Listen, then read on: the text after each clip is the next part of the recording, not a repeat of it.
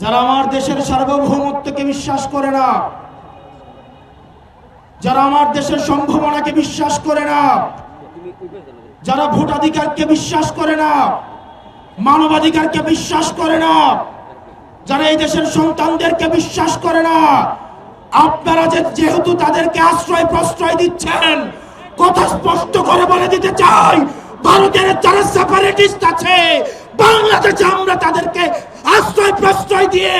যে seven sister রয়েছে সেটাকে বাংলাদেশ থেকে, ভারত থেকে আলাদা করে দেব। এই